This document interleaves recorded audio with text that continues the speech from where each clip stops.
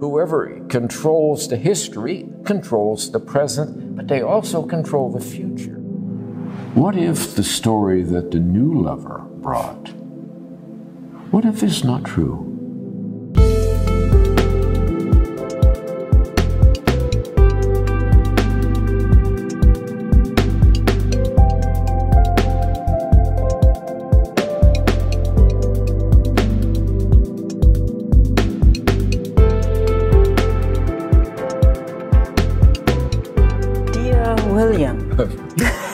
I'm so glad this happens. Actually, I was invited several times to have a conversation with you, and it never would happen because, I don't know, it was in Germany, it was wherever. Mm-hmm. Now you came to my country, to mm-hmm. Austria. We are here next to Salzburg, the city of Mozart, but also very near to Braunau, which is a dark history, a dark German and Austrian history.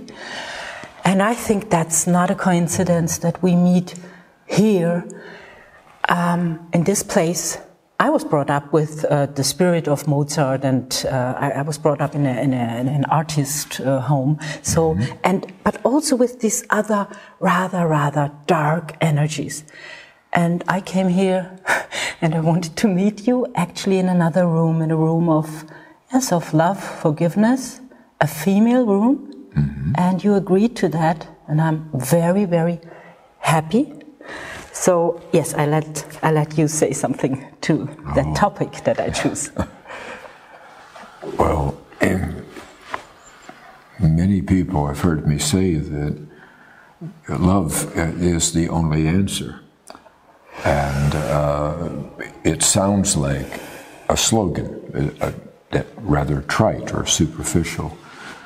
But in reality, it is the only way that Germany can be healed, and it's the only way that Germany can ever be free. So I'm very well aware that we are not in Germany now, and that we are in Austria. But when people ask me to compare and contrast, it is not possible for me to see two nations. I cannot see that from the perspective that I must live in. Deutschtum exists without a border between. So that I'm not speaking politically, but I'm speaking from the standpoint of the heart. I cannot see two peoples. It's not possible for me to do that. So, but I am very glad that we could do this, and I'm glad I was able to come to you. Austria has a special background and meaning for me. So wherever you would like to go, I'm ready for you. Perhaps we can pick up that we are meeting here at somehow a neutral territory, which is very special, Austria. Mm-hmm. And you came here being an American, mm-hmm. and I'm sitting here coming from a Belgian mother, mm-hmm. who married the enemy, an Austrian. Mm-hmm. And I think that's the perfect combination that it takes to dive in, mm-hmm. and to feel what's the problem here. And when I thought of how would I describe it, I would say, well, it's a sort of yearning, of longing of the Germans to be loved, and in the same way, so much fear of it, the rejection of love, because of this fear. Mm-hmm. Well, that's a good way to put it. Even though, when I land in Munich or wherever, the border police say, "Why are you here? Where are you going?" And of course, I must say I'm an academic who studies international economics, and then they say, "Oh, fine, you can go." But that's not the way I view things. I don't view anything as an academic. And so when I view the problem in Germany, and I don't think the Germans are aware of the problem. I don't think they know how to solve the problem, because I don't think they can see it clearly. They have, it is hidden from them. But as I look at it from the way that I must see everything, Germany is like a young Frau, a young woman who was attractive, was naive, and who was full of idealism, but was unfocused. And so the young woman fell in love. And the book Constance's Child is a love story, and it's a love story about a young woman who was very naive, very simple, who lived in an idealistic world. She didn't know men, she didn't know how the world worked. She sat at her father's side in a Stammtisch, and she only heard secondhand about things. But she was in love, and Germany as a nation was in love.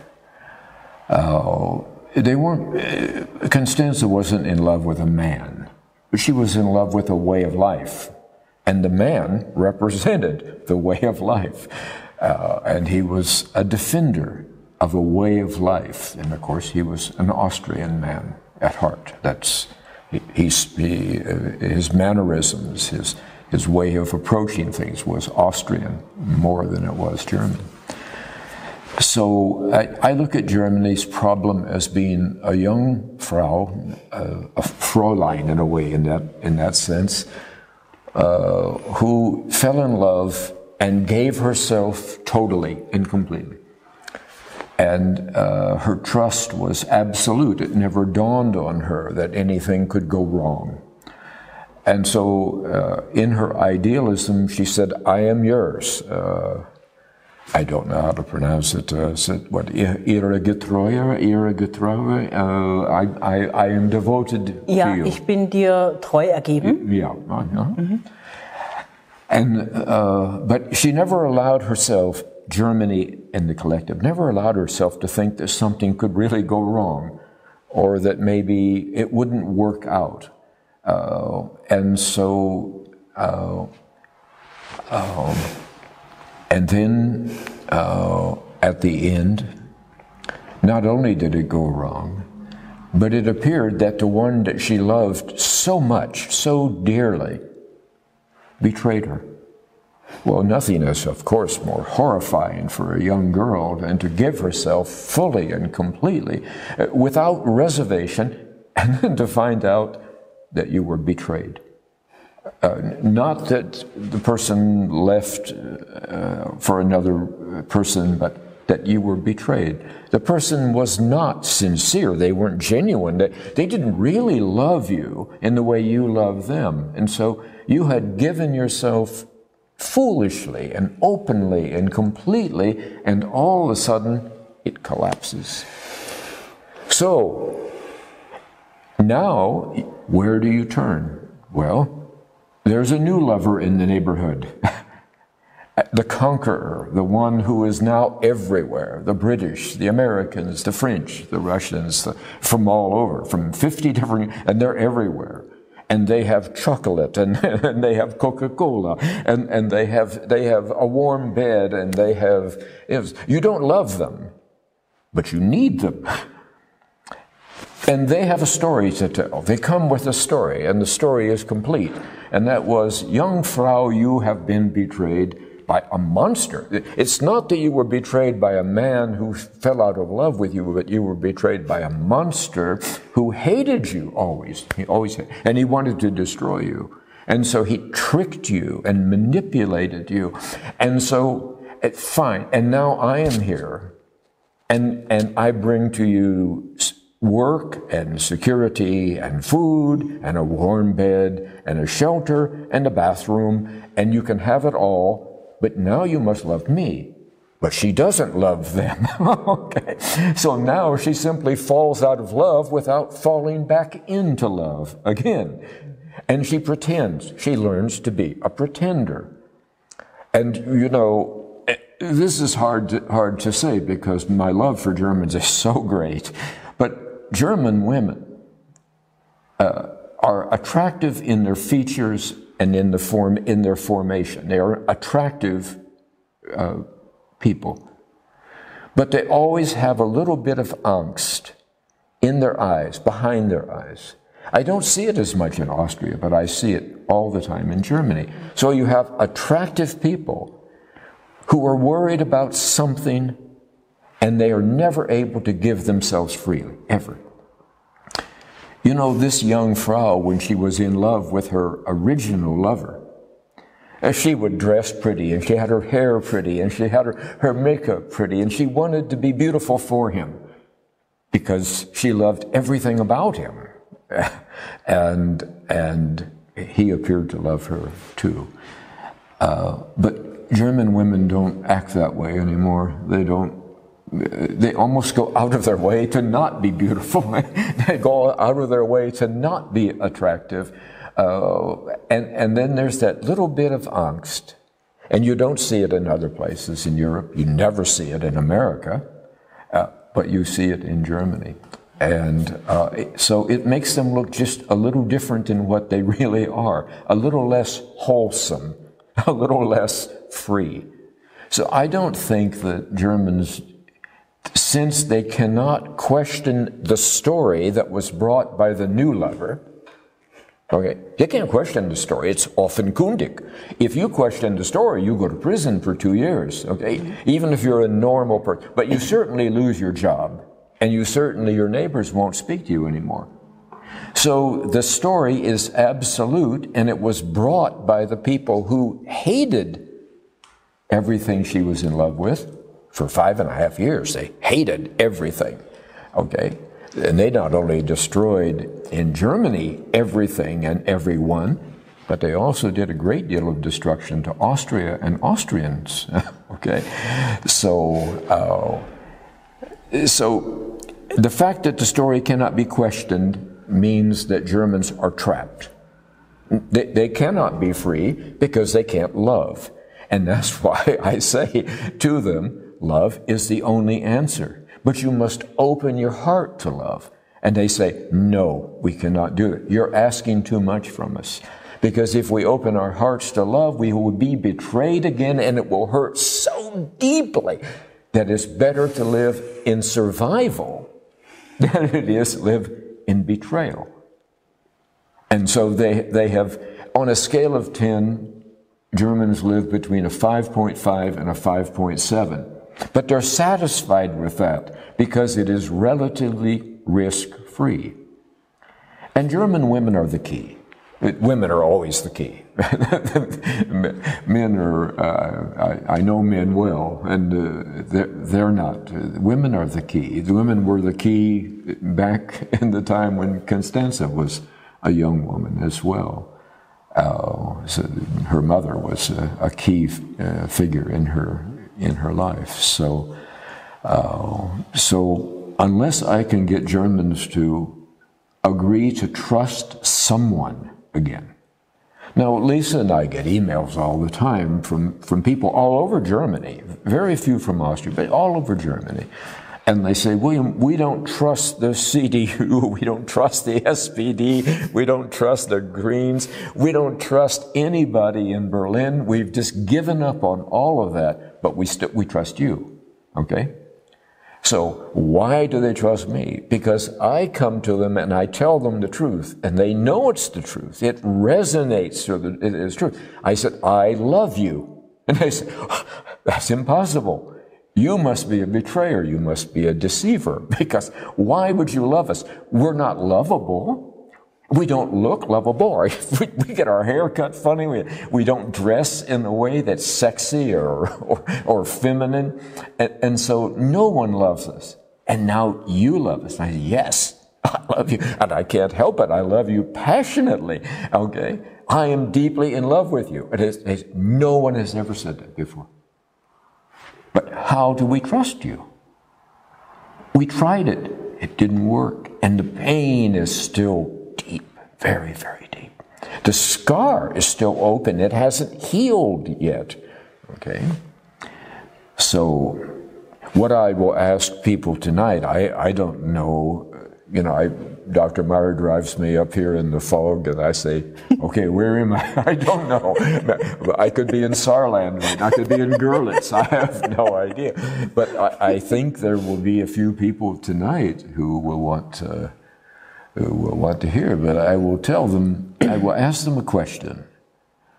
And the question is, what if? What if the story that the new lover brought, what if it's not true? And matter of fact, what if it's not just different than the truth? What if it's the opposite of the truth? Now what do we do?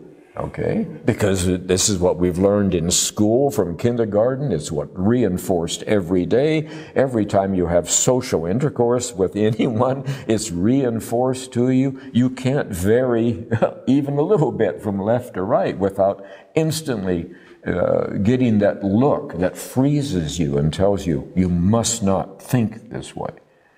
So, offenkundig. The story is sacred. It's like the Bible. But who brought the story? Who brought the story to the young woman who was betrayed? Well, the ones who had hated her and her family and her way of life, hated her for years. And they were jealous, terribly jealous, and they were envious. And so they had all of the hallmarks, all of the traits of somebody who would not tell the truth. But theirs was the only story.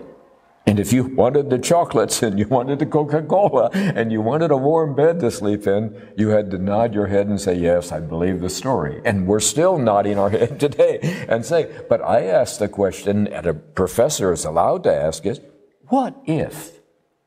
Now, the main doctors of philosophy both in Austria and in Germany have said for years, for hundreds of years, that history is not a science. It's not an exact science. The hard sciences are exact. What I have learned and how to examine things and how to test and examine, those are real. They actually work. But history, according to some of the great philosophers, is a fiction novel. It's a story that someone makes up and repeats, and there's very little truth in the story, and the story can shift if the power shifts. In essence, whoever's in power controls the story. Whoever controls the history controls the present, but they also control the future, because they decide what's right and what's wrong, what's in and what's out, who goes to prison for 3 years and who has freedom and is well associated in their society. So the Germans have questions in their hearts, but they can't ask the questions. So the questions have to remain locked up. They have love in their hearts, but they can't let it come free because it's too frightening to let it come free. And they say, the story is true, and so we were betrayed. But not only were we betrayed by a man, we were also betrayed by the man's God, okay? Because he always talked, people don't realize this today. Hitler talked about God all the time when he was coming up. He spent 20 years talking about that he wasn't the one who was to come, but he was serving Jesus Christ, and he was serving God, and he was only a servant, and all he was doing was beating the drum to say, someone is coming behind me. And he always talked about providence in his speech and the will of God and the will of God for Germany. And it's how he phrased it, but now we don't hear that anymore. Those speeches we don't hear anymore, okay? So not only was the German betrayed, and think of it as a woman again, not only was the German betrayed by a lover, but also by the lover's God. So today, about 1.8% of Germans actually know anything about God. They know about, they're members of a Lutheran church, or they're members of a Catholic church, or a few of them have an evangelical background, but it means nothing to their life, because the betrayal also came in that realm. So that's the situation we have today. And here's one old man, a very old man, who, you know, I got off the plane this time, and I had, you know, please forgive me for it, but at least I had to get me a roll stool, because I actually had to have help to get to baggage. I had to have help to get to the car. And yet I'm here. And tomorrow night I'll be somewhere else, and tomorrow night I'll be somewhere else. And you know, it goes on with long drives, and I'm hoping somebody feeds me. But I have to be here, because God is all about truth. And there is truth. You know, lies have many, many faces. Okay? They look this way, and they look this way, and they look pretty, and they do this. But something's wrong with lies, because it doesn't resonate in your heart. You say, I don't know what it is. It sounds great, but something's not right. But truth only has one face, just one.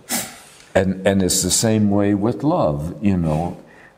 God is love. And so if you're afraid of God, or you're unsure of God, or you can't trust God, then of course you go to church on Easter or on Christmas or something, but it means nothing to you. You might as well be going to a restaurant. It has no meaning to you. That's the way that Germans protect themselves. It doesn't mean anything. So the German's mind, from the eyebrows up, is overdeveloped, and their heart is starved. I mean, I take my hands like this, and I say, the German heart, which was once open and generous, the heart, okay, was cauterized by fire and betrayal, and it pulled in, and it actually is almost painful how tightly it's held. And they're terrified to peek it open. Terrified. So I have to say to them, you can trust me, because I'm in love with you, and I can't harm you. It's impossible for me to harm you. Okay? So, and it's amazing, in meetings people will actually come up and sometimes they hug me, and they hold on so tight, you know. And you know, it's funny, if you're a 65-year-old man and you get a hug, it's lecherous. It's not good. But if you're a 77-year-old man and you get a hug, it's cute. So it's okay, you know, because he's so old he can't do anything anyhow. Yeah. So I understand, and that's So anyhow, that's the situation that we have. We have a beautiful young woman who was idealistic, and she gave herself entirely, everything that was precious to her. She said, here, because I don't just love you as a man, I love you as a way of life. I love you as the smell of the ground and the mountains and the streams and everything that has to do with Deutschtum, okay? I'm in love with it, and you represent it better than any other human being. You represent it. I think what you describe is, we had this German, which is Austria, of course, also. In that time, it was one. And we had this German romanticism. We had Schiller, and we had those, also in the paintings, yes, about love, about the longing of love, about the yearning. And what you said, very female, very hard, from the heart, and very perhaps naive. I'm not innocent. I would call it innocent. Innocent is good. Very innocent. And that was before. You did describe what came afterwards, because before you had a young man who yearned for love, like Schiller, and a young woman who was ready to be loved in all her innocence.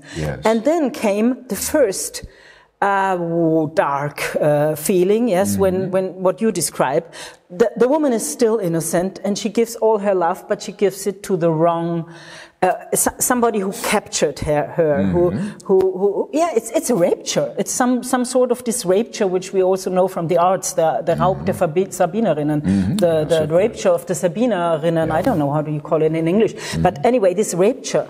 And then afterwards came the one who said, "Oh, I will save you, the British, the Americans. I will save you." And this woman is still, perhaps she's a little bit older now, but she's still captured. She's still raptured, and captured more than before. And then you have some sort of Zweckgemeinschaft, what you described.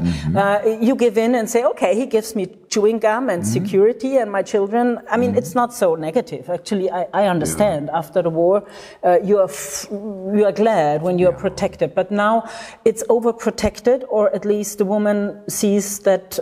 What does the protector? He puts away your male, the man, Rheinwiesen and everything. We talked about Bletchley Park, I think, enough, and also the Rheinwiesen, which is a castration of the real man who cannot protect anymore the woman. And I think what we get now is the delivery, the confinement. Delivery is also you deliver something that's still in the orbit, but now it has to be delivered. And you once said that you were a watchman.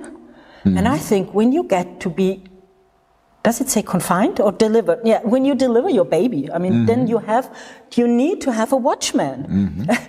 If the space is not protected, nothing can be delivered. And I think that's where we are now. And you are talking to the heart directly, and also to the female, in the man and in the woman, the female power. And you say it's the female that guides us out of this dilemma, out of this, yes. And I think now it's the time, but there are so many who are so distrusting you, who are so saying, oh my God, he's telling us something which is not good, and they are so full of fear, but also I think of an identity with their pain, with the pain body, with their confinement, oh my God, that's not right, okay, with their, which all that restricted them. They are so identified with that, that they say, oh no, William Toel, no, he's not good. So they reject the love, they reject also the aid they become, or the way out. I think that's what I want to say. And I think the way out is exactly, as you say, it's the female, in the man and in the women. Because at the moment, I mean, we cannot say that any man can. It's not about fighting anymore. It's about heart. It's about. Yes. Yeah, and it's growing up. The romanticism is growing up, and perhaps Austria is the woman and Germany is the man. Perhaps we have that also there a little bit. But I think now it's a grown-up love.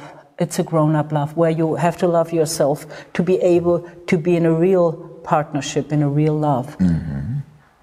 Emotionally grow up. Yes. I think isn't it you said that once, that the German have to grow up emotionally? Yes, they're retarded emotionally. Yeah. They're still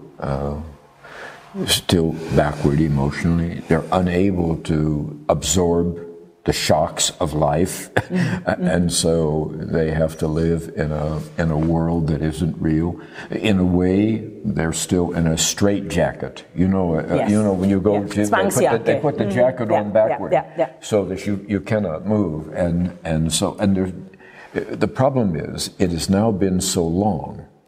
From Bletchley Park, and of course the Rheinwiesenlager was so hidden from everyone, they didn't even know it existed. Here's 800,000 40% young children who are murdered, and nobody even knows it. They're not allowed to know it, and they're not allowed to ask questions. But now the word Rheinwiesenlager can be mentioned in Berlin or Munich or Hamburg, and people say, yeah, I know about that. That was a tragedy.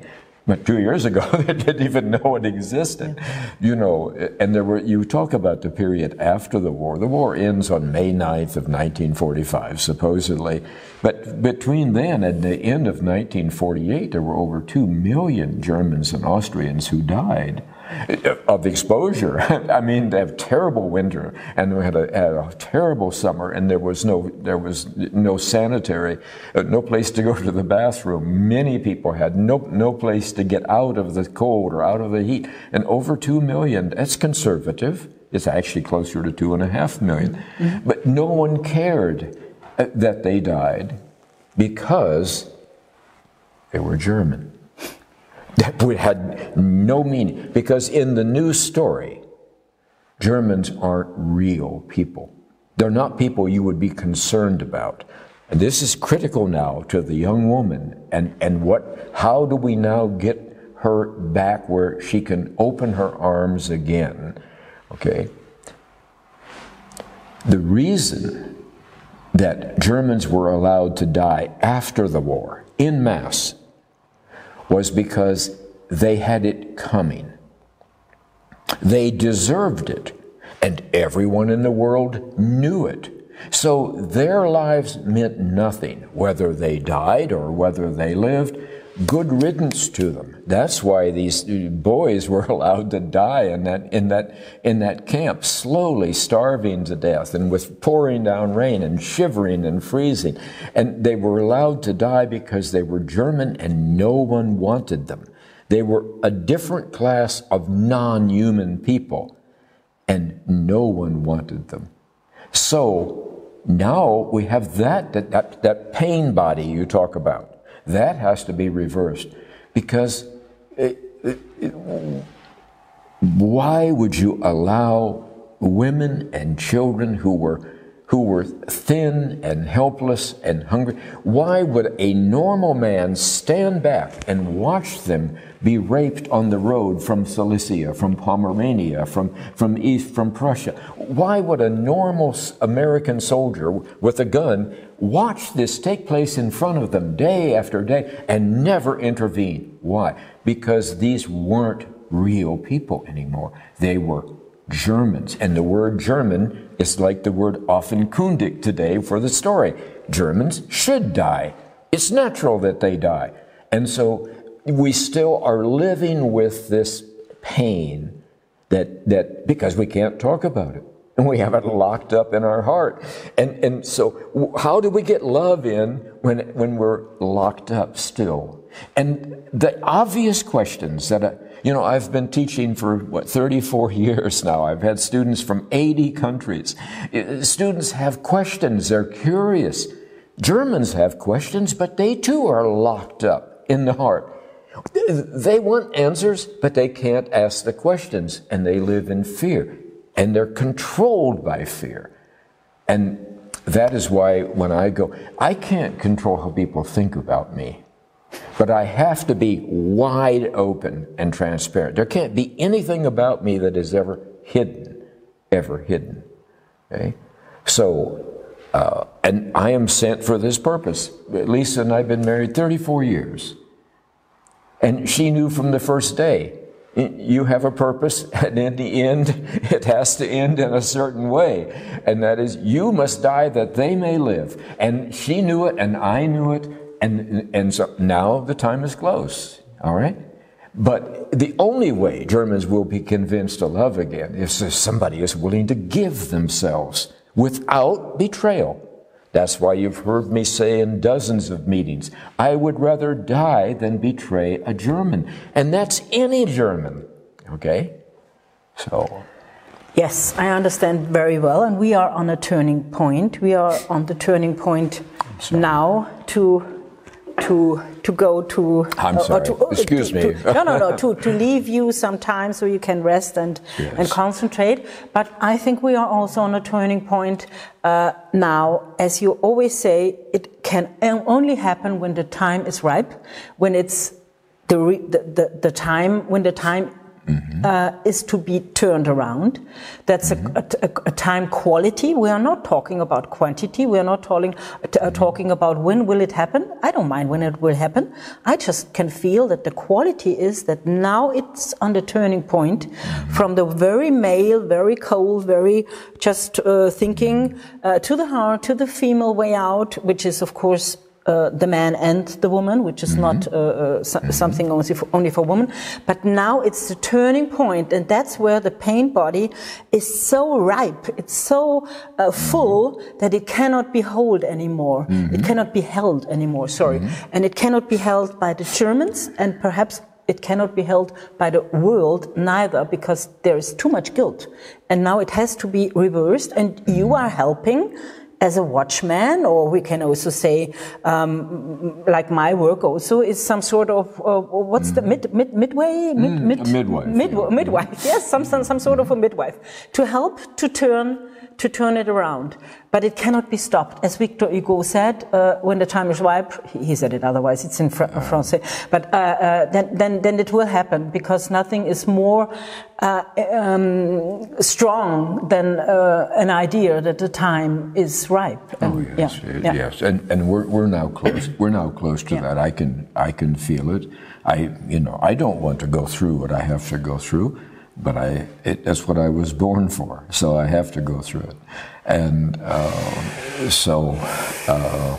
if I could avoid it and go play golf, I would do so. But I can't. And I am deeply in love with a eternal sense of Germanness that is unchanging, and it does have its own beauty. Let me tell you one other thing, and then we'll have to stop because I do need time. But you know the young girl we talked about, the innocent young girl. Maybe she was 17 or 18 years old even, and she was full of idealism, and she wanted to be loved. She desperately wanted to be loved. And this man was the ideal lover for her, because he represented everything. It wasn't just that he had hair or eyes. He represented everything that she loved, okay? But she not only gave herself fully physically, but also she gave everything. And for years, she sacrificed her youth. She sacrificed everything. She said, I will go hungry. I will go with only one dress. I will go without stockings. I will be cold because I am deeply in love, and I will do anything. So she gave it all. And then when the new lover came, he said, it wasn't good enough. It wasn't good enough. Your old lover said it wasn't good enough. You weren't good enough. Well, can you imagine how that would crush the psyche? The new lover collected the energy. The new lover came and collected all the energy. Yeah. But she was never in love with the new lover, but she desperately needed the new lover in order to live, in order to survive. Yes. Okay? Yes. So and then you have the shame also. She's ashamed because she gave it without love.